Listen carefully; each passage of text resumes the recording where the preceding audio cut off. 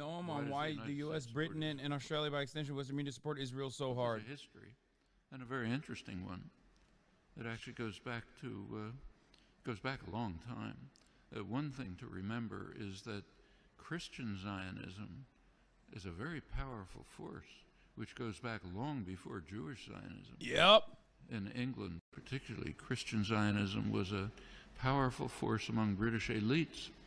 It's part of the motivation for the Balfour Declaration and for Britain's support for Jewish colonization Protestantism has been a blight on mankind in perpetuity. of Israel. Remember, the Bible said, and that's a big part of British elite culture. Same in the United States.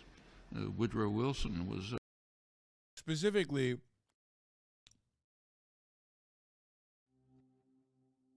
pound for pound, the most devastating colonial force, still to this day, I would say, is the British. Like, over the course of history, if you look at it, America, like, is only now catching up. Okay? Just genuinely, I mean, obviously, you would have to make adjustments to the material realities at the time, right? But they are so fucking nasty, bro.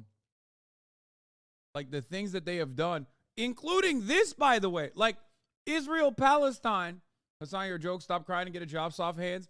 Bro, these soft fingers finger your mom every night, okay? I'm gonna keep up the energy. I gotta keep him not as rugged for your girlfriend. Oh. Oh. Oh. Ow, ow, ow, ow, ow, ow. Oh. Fuck. a devout Christian who read the Bible every day. So did Harry Truman. Fuck me. In the Roosevelt administration, one of the leading officials, Harold Ickes, once described the return of the Jews to Palestine as the greatest event in history. Because I pushed Gaia. Realizing the That's how lesson fucking of the heavy Bible. she is. These are deeply religious countries in which the just kidding, I was coming. Commands, so-called, are taken quite literally. Also, this is just part of colonization. This is the last phase of European colonization. And notice that the countries that are most strongly in support of Israel are not just the United States. It's the United States, Australia, and Canada, the offshoots of England, Anglosphere sometimes called, unusual forms of imperialism. These are settler colonial societies, societies in which not like India, not like the British in India, say, societies, South Africa was a little like this, or Algeria under the French, settler colonial societies in which the settlers came in, essentially eliminated the native population, also driven by religious principles, very religious groups driven by Christian Zionism. Those are major cultural factors. There are also significant geostrategic factors. You go back to 1948, there was actually a split between the State Department and the Pentagon in the United States over how to react to the new state of Israel. The State Department was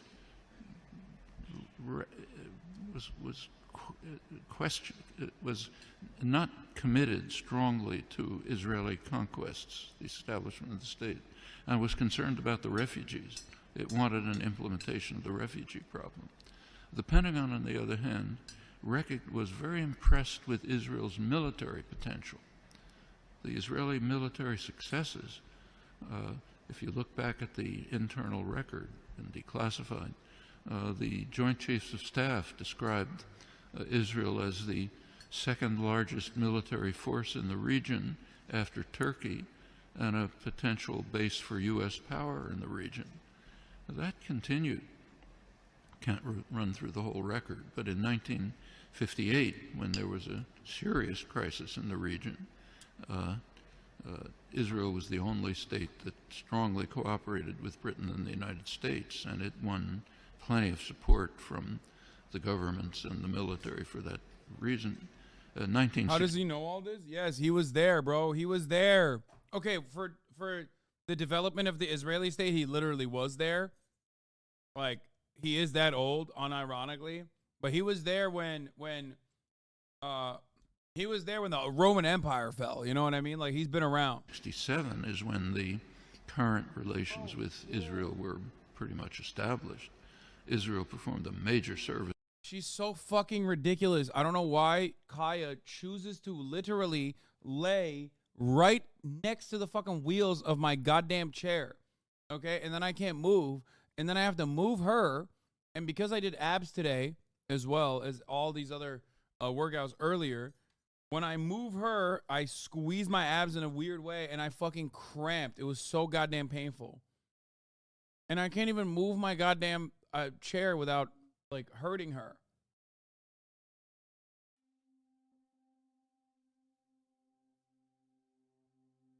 What is this? A quick guide to Israel's PR. This is so accurate. An algorithm for Israel's public relations, a hotspot of propaganda. It works every time. Israel-style public relations. 1, we haven't heard of reports of deaths. We'll check into it. 2, the people were killed, but by a faulty Palestinian rocket/bomb. 3, okay, we killed them, but they were terrorists. 4, okay, they were civilians, but they were being used as human shields. 5, okay, there were no fighters in the area, so it was our mistake, but we kill civilians by accident. They do it on purpose. 6, okay, we'll kill far more civilians than they do, but look at how terrible other countries are. 7, why are you still talking about Israel? Are you some kind of anti-Semite?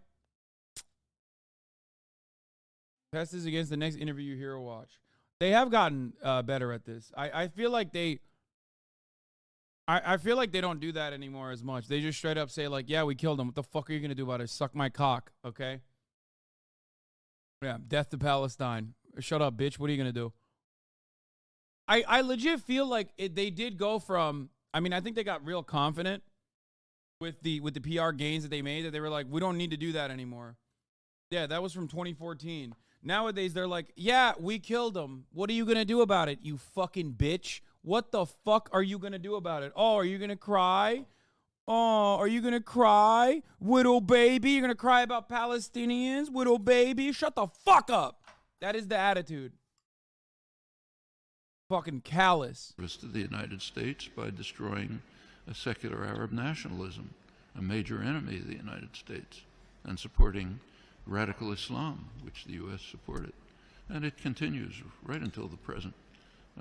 Right now, we saw an example of that just during the latest Gaza attack. You recall that at one point, Israel began to run out of munitions during the assault. Yeah, my Jewish friends are saying on Instagram that this attack on Israel is an attack on Jews. I'm not very knowledgeable on all this, but what the fuck are they talking about? No, man. It doesn't matter what religion the fucking apartheid state is, okay? The people who are colonized don't give a fuck. Doesn't matter what Hamas says about Jews. He's like, oh, we got to genocide all Jews. Okay, dude, good luck, okay? Shut the fuck up. Doesn't matter. Doesn't matter if they were Christian. Doesn't matter if they were Jewish. Doesn't matter if they were Muslim. It's not the religion. That is a silly fucking conversation. And it's actually a way for Zionists to pull support from the international Jewish community to say, hey, our goals in building a nation state is aligned with yours too. And also, all of the things that we do in said nation state, you are now on board with. Like I've said time and time again, Jewish people have a very long history, an understandable history of fighting against oppression, fighting against fascism, right? The Zionist state has been able to successfully capture the attitude and make it seem like they represent the best interest of the international Jewish community. It's completely ridiculous. And it's actually anti-Semitic. It's not anti-Semitic when they do it, of course, but it's anti-Semitic when actual anti-Semitic people say it. Like, can you imagine going up to a dude who's like Jewish and immediately being like, well, you love Israel, huh? What's happening? Yeah, I bet you love when Muslims get fucking purged, don't you? Like, that's insane. Completely insane. I love your point of view about I love you, bro. Your point of view about the situation is balanced, but aren't you afraid to be canceled? No, I am not. Because a lot of the people literally say that people that hate me have created an opportunity for me for many, many years. Okay? They have tried to cancel me so many times over. I've been doing this for years. I've been talking about this for years.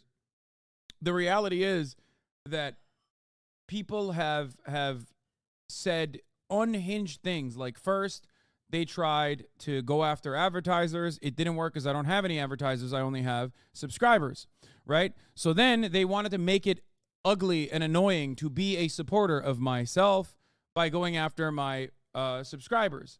And they tried to say, like, oh, you suck. I can't believe you are following Hasan. Like, you're a fucking loser or whatever.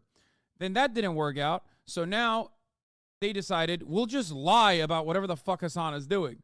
And over and over again, we'll just keep doing it over and over and over again. Okay?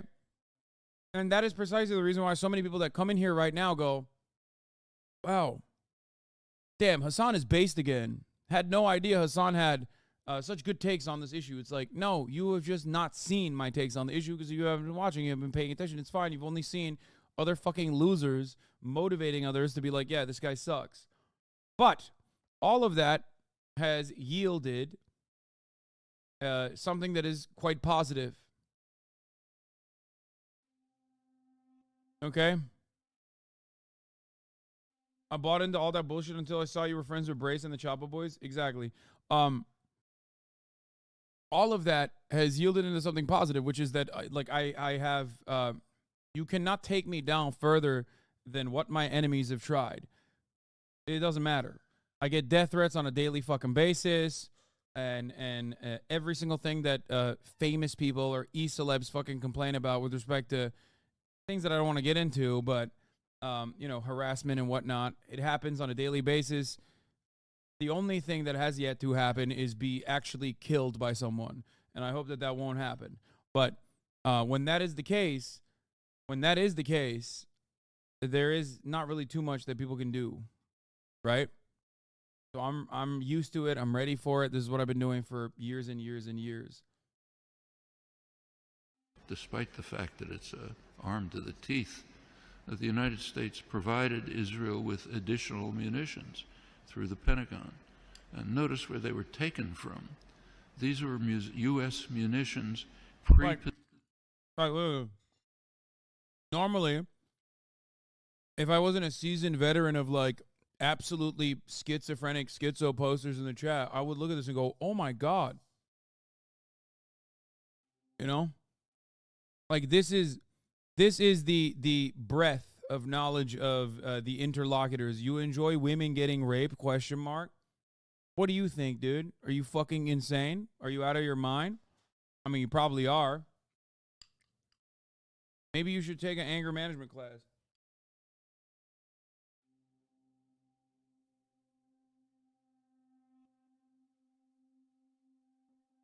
Like, why would you write that? It's disgusting. Positioned in Israel for eventual use by U.S. forces. One of many signs of how Israel is regarded as essentially a military offshoot of the United States. Very close intelligence relations that go way back. Many other connections. And the media tend to take up, to support the policy of the government with very few, kind of little questioning around the edges, but basically accept the policy. So, for example, take another issue. Take the U.S. invasion of Iraq. You cannot find the phrase U.S. invasion of Iraq in the U.S. media, though it was obviously an invasion, a blatant act of aggression, a textbook case of, that's Nuremberg trials called the supreme international crime, cannot be mentioned. President Obama is praised as an opponent of the invasion. And what did he say? He said it's a mistake. It's a strategic blunder. We're not going to get away with it. That's the kind of opposition that you heard from the German general staff during Hitler's invasion of Russia. It's a blunder. Shouldn't do it. Should knock off England first. That's regarded as opposition. Same in Vietnam. It's now There's now a commemoration underway, big commemoration of U.S. sacrifices in Vietnam. Try to find the phrase U.S. invasion of South Vietnam there or anywhere in the past year since 1961 when it took place. Non-existent, maybe on Democracy Now, what I write, but way out at the fringe. And this is not unique to the United States. Take, say, Britain.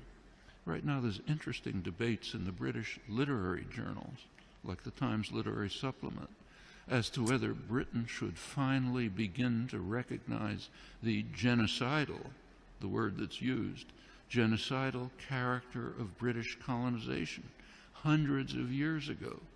Should Britain begin to face it? Damn, my man was there when Israel was invented. He accidentally said Britain or Israel and then said, never mind, Britain. Because he was there, bro. He was there when the fucking scrolls were being written.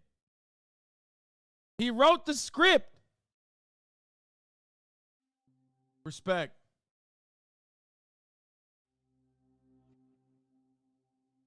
Yeah, he was there when the lore was written, 100%. Okay. Thank you. You know, you can ask that question in many places. The tendency of the intellectual community to go along like a herd in support of state power, private power, is just overwhelming. Intellectuals like to think of themselves as dissident, critical, courageous, standing up against power. Absolutely untrue. You look at the historical record, that's a small fringe, and they're usually punished. The mainstream tends to be what was once called a herd of independent minds, marching in support of state power. Nothing new here. Unfortunate. You have to fight against it, not new. He was there. He was there when it was written in stone, dude.